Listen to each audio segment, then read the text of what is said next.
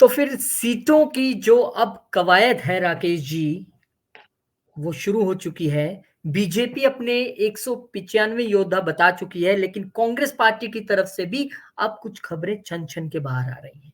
मतलब अभी संभावित नाम जो है वो पता लगने शुरू हो चुके हैं। लिस्ट पर मंथन चल रहा है, मीटिंग्स चल रही है।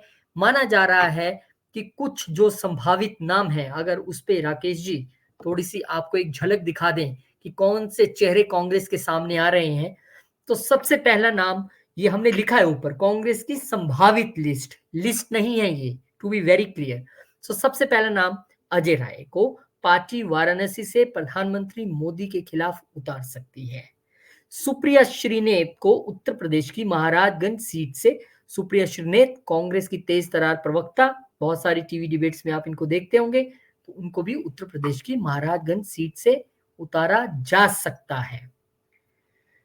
कांग्रेस की संभावित लिस्ट, चांदनी चौक जो दिल्ली में कांग्रेस के हिस्से आई हैं सीट्स, उसमें से चांदनी चौक एक है जिसमें से अलका लांबा हो सकती हैं।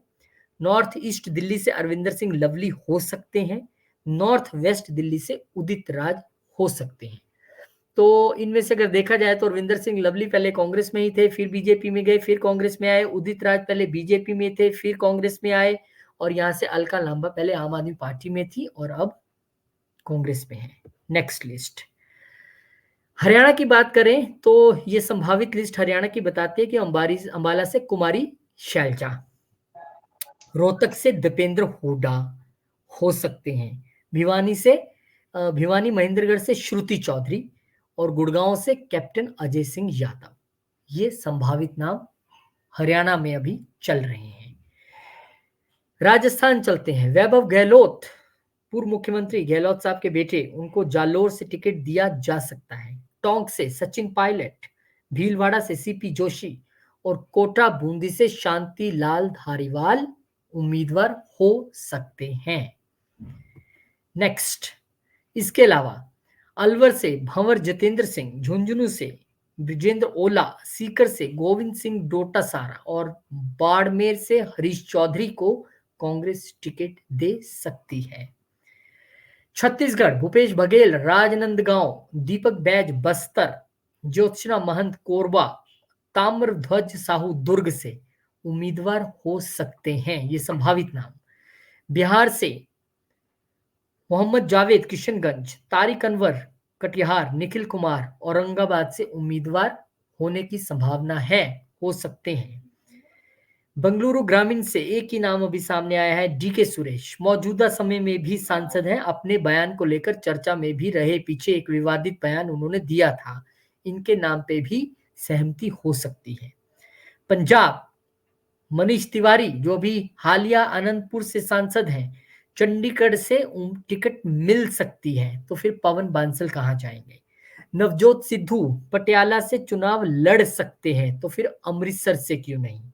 और मनीष तिवारी वैसे ज्यादा लुधियाना में इंटरेस्टेड बताए जा रहे हैं, पर वहां पर ऑलरेडी बिट्टू वहां से एमपी हैं, रवनीत बिट्टू वहां से कांग्रेस के एमपी हैं। तो ये संभावित नाम जो हैं हम आपको दिखा रहे हैं। मध्य प्रदेश से सज्जन वर्मा, देवास से राकेश सिंह चतुर्वेदी, भिंड से।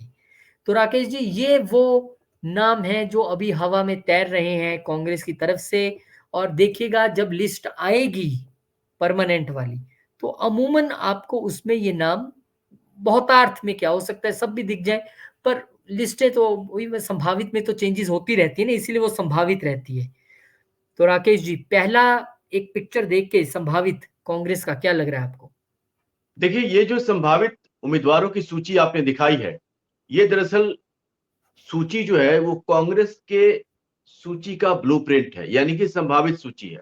और ये संभावित सूची हो सकता है कि कल जब कांग्रेस अपनी सूची जारी करेगी, तो ये संभावित सूची और कांग्रेस के द्वारा जारी सूची में हो सकता है हूबहू मैच कर जाए, हो सकता है थोड़ा बहुत एक दो नाम ऊपर नीचे हो जाए, लेकिन ये सूची एकदम सटीक प्रतीत होती है।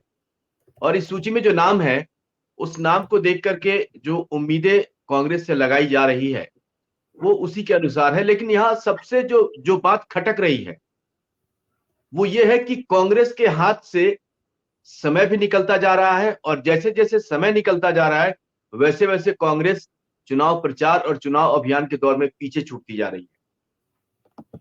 आपने देखा अखिलेश यादव ने बड़ी स्मार्टली गेम खेला। आपने देखा तुरंत बीजेपी ने पलटवार करते हुए उम्मीदवारों की सूची जारी कर दी। दूसरी सूची भी आने वाली है। कांग्रेस अभी तक पहली सूची जारी नहीं कर पाई। यानी कि कांग्रेस शुरुआत से रेस में पीछे होती जा रही है, और पीछे होने से जाहिर सी बात है, जब आपके पास वक्त ही नहीं रहेगा तो आपका उम्मीदवार कितना कारगर तरीके से प्रचार कर पाएगा। तो उम्मीदवारों के नामों में जो उम्मीदवार आप कह रहे हैं कि बनारस से, वाराणसी से अजय राय, कांग्रेस के उत्तर प्रदेश के अध्यक्ष हैं, पिछली बार भी हार गए थे, बड़े अंतर से हारे थे, इस बार फिर वहां से अपनी उम्मीदवारी पेश कर रहे हैं। तो उनको भी इस बात का अंदाजा है कि नतीजा क्या हो सकता है, क्योंकि उनके सामने एक कद्दावर और कहते हैं कि देश और दुनिया के सबसे ताकतवर नेताओं में से एक प्रधानमंत्री नरेंद्र मोदी खड़े हैं। तो इसलिए नतीजों को लेकर के शायद उनको ज्यादा बेहतर अनुमान होगा। अब हम बात कर लेते हैं महाराजगंज की सीट। महाराजगंज की सीट पे कहते हैं कि सुप्रिया श्रीनेत जो है वो कांग्रेस से उम्मीदवार हो सकती है, लेकिन महाराजगंज की सीट जो है वो बलिया, महाराजगंज और ये आसपास पूर्वांचल की सीट है। पूर्वांचल की सीट पे जो दबदबा है, या ये कहे कि पूर्वांचल की सीट का जो मिजाज है, वो मिजाज कुछ इस बार बदला हुआ है, और वो मिजाज कहीं ना कहीं जो देश का माहौल है और जो देश में जो एक बयार बह रही है, तो उसका यहाँ बहुत ज्यादा असर दिखेगा, क्योंकि ये उत्तर प्रदेश की सीट है, पूर्वांचल की सीट है। तो बिल्कुल। लिहाजा और यहाँ पे वाराणसी की सीट के बारे में तो कोई चाह के भी कोई डाउट ना करे तो ज्यादा अच्छी बात है, क्योंकि वो सीट तो मतलब मैं तो आज किसी को सुन रहा था कि ये 2024 का छोड़िए, अब तो पार्टियां 2029 के बारे में सोच रही हैं। बिल्कुल 2024 में तो बिल्कुल। बस गिनती चल रही है कि बीजेपी 370 के 400 पार, ऐसी बातें हो रही हैं।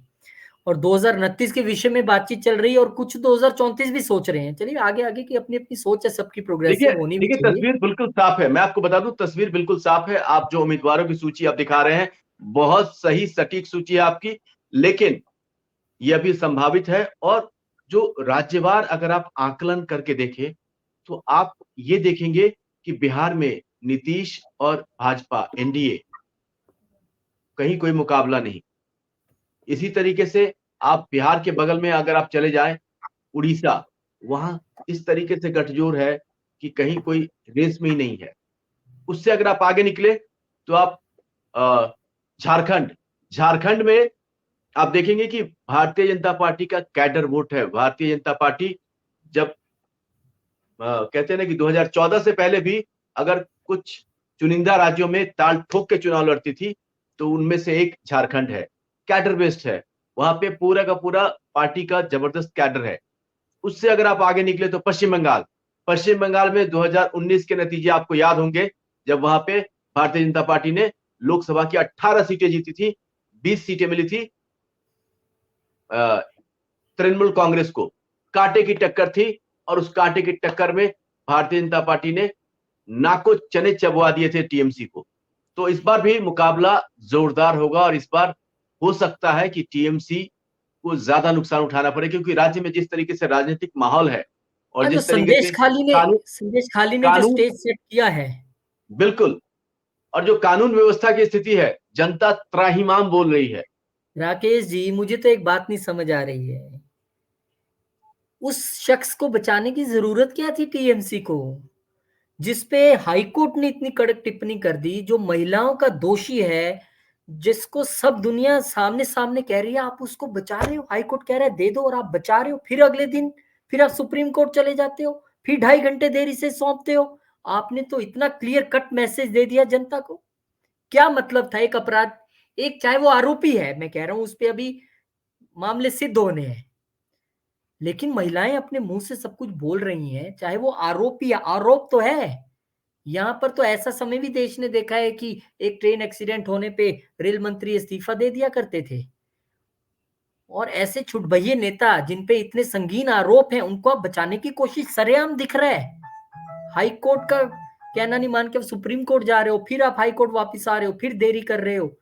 तो अगर आप कोर्ट को भी मानने को तैयार नहीं और फिर आपको मजबूरी में मानना भी पड़ा, पर उससे मैसेज तो चला ही गया ना लोगों को। मैसेज तो चला गया कि ये सरकार जो है वो आरोपियों के साथ खड़ी है या आम निर्दोष जनता को न्याय दिलाने के लिए ये खड़ी है। संदेश खाली टीएमसी के लिए नंदीग्राम साबित होगा। आप देख लीजिएगा, जैसे नंदीग्राम से ममता बनर्जी ने वेस्ट बंगाल के लिए अपना रास्ता ढूंढा था, ये संदेश खाली का रास्ता, ये वो एंट्री का रास्ता था, ये एग्जिट का रास्ता बन ना जाए कहीं, ऐसी हाँ, संभावना है। और नंदीग्राम से आपको एक चीज बता दूं कि नंदीग्राम से वैसे भी नंदीग्राम ने अगर टीएमसी के लिए पश्चिम बंगाल के द्वार खोले तो उसी नंदीग्राम में भारतीय जनता पार्टी के उम्मीदवार ने ममता बनर्जी को चुनाव हराया था, ये भी आपको ध्यान में होगा। जी जी। ठीक है, तो अब ये जिस तरीके से तो आप पश्चिम बंगाल तक पहुंच गए, उससे अगर आप आगे बढ़े तो असम में आपको तस्वीर पहले से साफ है किस तरीके से वहां पे जो है वो भारतीय जनता पार्टी और वहां के मुख्यमंत्री और तमाम जो जिस तरीके से विकास की बयार बह रही है। नॉर्थ ईस्ट में सबसे ज्यादा अगर किसी ने काम किया है तो वो मौजूदा सरकार ने काम किया है, एनडीए की सरकार ने काम किया है। तो अब आप राकेश नॉर्थ जी, ईस्ट से आप नॉर्थ ईस्ट चले गए, चंडीगढ़ और ये पटियाला का देख के मैं सॉरी आपको बीच में टोक रहा हूँ, बड़ा इंटरेस्टिंग हो जाएगा अगर ये नाम दोनों एज इट इज आ गए। तो पटियाला से तो सबको पता है कि परनीत कौर, इसका मतलब अगर पटियाला से नवजोत सिद्धू का नाम चल रहा है, जो कि हो भी सकता है, संभावना है, बड़े नेता हैं वो, तो फिर इसका मतलब परनीत कौर बीजेपी से चुनाव लड़ेंगी। और ये बहुत इंटरेस्टिंग, सीधा ये परनीत कौर वर्सेस सिद्धू नहीं, ये कैप्टन वर्सेस सिद्धू की वहां पर जंग होगी। हाँ, वो पहली बात, पुरानी जंग। पुरानी जंग है और ये नए फ्लेवर हाँ, में होगी, नए फ्लेवर में होगी। और इस बार चुनाव विधानसभा का नहीं है, इस बार चुनाव लोकसभा का है, पहली बात। दूसरी बात, बिल्कुल। चंडीगढ़, चंडीगढ़ में अगर मनीष तिवारी आते हैं तो ये श्योर है कि चंडीगढ़ से बीजेपी एक बहुत हैवीवेट कैंडिडेट देने वाली है। वो पिछले दिनों अक्षय कुमार का नाम चलता रहा, फिर कंगना रनौत का नाम चलता रहा, फिर बीच बीच में कहीं कहीं सूत्रों ने अनुराग ठाकुर का नाम भी लिया। मतलब अब नाम कोई भी आए, देखिए जब चुनाव की तैयारियां होती हैं तो नाम चलते हैं, लेकिन जो भी आएगा वो बहुत हैवी वेट आएगा। और यहां से पवन बंसल को क्यों टिकट नहीं दे रहे हैं, मैं नहीं समझ पा रहा हूं। और अगर नहीं देते हैं तो क्या पवन बंसल और उनका कैडर साथ चल पाएगा? मंत्री रह चुके हैं केंद्र में वो, कांग्रेस के बड़े नेता हैं, तो अब देखना पड़ेगा। ये संभावित है, इसलिए मैं कह रहा हूं कि ये संभावित है। अब मनीष तिवारी हो सकता है दोबारा अनंतपुर से ही दिखे, लेकिन अगर जो ये संभावना चल रही है, अगर ऐसा होता है, तो ये तो मुझे कांग्रेस को देखना पड़ेगा अब कैसे चलना है। ये संभावित लिस्ट में टेंशन है, अभी जो असली लिस्ट आएगी उससे ज्यादा चीजें क्लियर होंगी। बिल्कुल बिल्कुल आप सही कह रहे हैं कि आप ये जो अभी आपने सामने तस्वीर रखी है ये सीमांचल की सीटें हैं। सीमांचल वो सीट है जो कि बिहार, बंगाल और बांग्लादेश से सटा हुआ इलाका है। ठीक है, और यहाँ पे जो डेमोग्राफी है वो टोटली डिफरेंट है। और इस लिहाज से इन सीटों पर औरंगाबाद की जो सीट है, औरंगाबाद की सीट जो है वो सीमांचल नहीं है। औरंगाबाद की सीट जो है वो आप ये समझ लीजिए कि सासाराम, भभुआ, कैमूर के आसपास का इलाका है औरंगाबाद। तो औरंगाबाद, जहानाबाद ये सब आसपास के इलाके हैं। लेकिन ये जो किशनगंज है और जो कटिहार है, ये वो सीट है जिसपे कांग्रेस की दावेदारी हो सकती है। अच्छा मुकाबला, अच्छा टक्कर देखने को मिलेगा। लेकिन इस बार जो नतीजे होंगे उसको लेकर के हम अभी कुछ कह नहीं सकते, क्योंकि यहाँ की डेमोग्राफी, यहाँ पे अल्पसंख्यक आबादी बहुत ज्यादा है। ये जो दोनों सीटें हैं किशनगंज और कटिहार, तो किशनगंज में तो आबादी कुछ ज्यादा ही है। कटिहार में थोड़ा बहुत मतलब 60-40 का रेशियो है या 50-50 का रेशियो है कटिहार में। किशनगंज में जो है वो 60-40 का रेशियो है। तो इस लिहाज से अगर देखें कि इन दोनों सीटों पर जो है वो मुकाबला काफी कड़ा होने की उम्मीद है। हालांकि तारिक अनवर कटिहार से पहले से भी जीतते रहे हैं। कभी वो एनसीपी के टिकट पे, कभी कांग्रेस के टिकट पे, कटिहार से पहले से भी वो जीतते रहे हैं। तो लिहाजा कटिहार पर उनका हम कह सकते हैं कि एक तरीके से उनका उनका अपना खुद का अनुभव है। लेकिन इस बार चूंकि जनता का मिजाज, देश का मिजाज और जो एक कहते हैं ना कि मोदी जी की जो गारंटी है, तो उस गारंटी के बाद जो है वो हालात थोड़े बदले हुए हैं। तो यहाँ मुकाबला कुछ कांटे का हो सकता है। अभी जो आपने सामने की सीट रखी है राजनांदगांव, ये राजनांदगांव जो है वो डॉक्टर रमन सिंह का भी इलाका रहा है, जहां से अभी भूपेश बघेल जो है वो अपनी किस्मत आजमाने जा सकते हैं। तो ये राजनांदगांव भारतीय जनता पार्टी का पुराना सीट रहा है। अब इस सीट पर मौजूदा माहौल में कितना घमासान होता है, भूपेश बघेल अपनी छवि कितनी हद तक यहाँ पे चमका करके और अपने पक्ष में माहौल बना सकते हैं, ये देखने वाली बात होगी। लेकिन हाल के विधानसभा चुनाव में जो छत्तीसगढ़ की जनता है, उसने जो संदेश दिया है, उसने जो अपना बहुमत दिया है या अपना वोट दिया है, वो कुछ और ही कहानी कहता है। तो लिहाजा हम ये मान सकते हैं कि भूपेश बघेल को इस बार जितनी आसानी और जितना कहते हैं ना कि वो अपना फेवरेट सीट समझ के यहाँ जा रहे हैं, उसके विपरीत उनको कड़ी टक्कर मिल सकती है। जी। तो अब कुल मिला के ये कह सकते हैं राकेश जी कि अभी जो हम फर्स्ट संभावित लिस्ट प्रोबेबल्स देख रहे हैं हम, इसमें जो शांतिलाल धारीवाल हों या वैभव गहलोत हों या सचिन पायलट हों या राजनांदगांव से भूपेश बघेल हों या फिर मनीष तिवारी हों या नवजोत सिद्धू हों या फिर बात हम अजय राय की कर लें, तो बड़े चेहरों की लिस्ट हो सकती है पहली। राहुल गांधी हों, प्रियंका गांधी पर अभी सस्पेंस बरकरार है। मुझे नहीं लगता कि रायबरेली की जो टिकट है वो बहुत जल्दी कांग्रेस अनाउंस करेगी। उसके लिए थोड़ा देखिए, मुझे लगता है कि रायबरेली की सीट जो है और उत्तर प्रदेश का मैदान, कांग्रेस इस तरीके से उत्तर प्रदेश को बिल्कुल ही नहीं छोड़ सकती, क्योंकि 80 सीटों का सवाल है और यहां से किसी न किसी बहाने कांग्रेस अपने किसी न किसी कद्दावर नेता को जरूर उतारेगी। बेशक हो सकता है कि इसमें प्रियंका गांधी का नाम जो है वो रायबरेली से आ जाए, इसमें कोई मुझे शक नहीं लग रहा। लेकिन फिर भी देखते हैं कि लिस्ट में क्या नाम निकलकर सामने आता है। बिल्कुल देखते हैं क्या नाम सामने आता है। तो ये वो लिस्ट जो हमने आपको दिखाने की कोशिश की है, एक संभावित लिस्ट, एक प्रोबेबल्स की, जिनका कि नाम अभी चल रहा है। और आप देख लीजिए कि 90% तो मुझे लगता है यही चेहरे हो सकते हैं, 100 भी हो सकते हैं और कम भी हो सकते हैं, क्योंकि आजकल आप कुछ कह नहीं सकते। आजकल तो पल-पल राजनीति बदल रही है, कौन कहाँ सुबह उठो तो कहाँ शाम को कहाँ नहीं पता लगता है। तो इसीलिए इंतज़ार करना चाहिए कि कब कांग्रेस पार्टी अपनी फर्स्ट लिस्ट देती है। पर हाँ, आप लेट बहुत हैं। आपने बाकियों को भी लेट करवाया। इंडी गठबंधन वालों को भी आपने इतना तड़पाया, इतना ये तो फटाफट आम आदमी पार्टी ने अपने दिल्ली में बता दिए और यूपी में अखिलेश यादव ने फटाफट बता दिया। कोई वेट नहीं कर सकता आपकी। कारण ये है कि आपकी वेट क्यों करेगा कोई? सबकी अपनी-अपनी पार्टी है। आप सीट जब देंगे तब देंगे। उन्होंने तो कैंडिडेट अपने अनाउंस कर दिए और आप कैंपेन करना है, इलेक्शन लड़ना है तो कैंडिडेट तो देने ही पड़ेंगे। और मैं उम्मीद करता हूँ कि अगले 2-4 दिनों में अगर फर्स्ट लिस्ट कांग्रेस ले आए 50 की, 100 की, 150 की जो भी ले आए, तो अच्छा होगा। लेकिन अगर उससे भी ज़्यादा लेट होता है, तो फिर कांग्रेस और उनके उम्मीदवारों के लिए मुश्किल ज़रूर बढ़ेगी, क्योंकि आने वाले 2 दिनों में, कल भी बैठक थी बीजेपी की कोर कमेटी की, आज भी बैठक हुई है, तो आने वाले 2 दिनों में बीजेपी की एक लिस्ट और आने वाली है और वो नाम भी आपको चौंकाएँगे काफ़ी। तो राकेश जी बहुत-बहुत शुक्रिया, धन्यवाद। आप नज़र बनाए रखें, क्योंकि चुनाव की हर छोटी-बड़ी गतिविधि हम लेके आते रहेंगे। आप लोग भी कमेंट कर अगर आप इनमें से किसी कंस्टिट्यूएंसी के बाशिंदे हैं, तो आप बताइए थोड़ा कमेंट कर कि आपको क्या लगता है और कैसा वहाँ पे मुकाबला रहने वाला है? ज़रूर बताइएगा। बहुत-बहुत शुक्रिया, वीडियो को शेयर करें, लाइक करें, चैनल को सब्सक्राइब करें।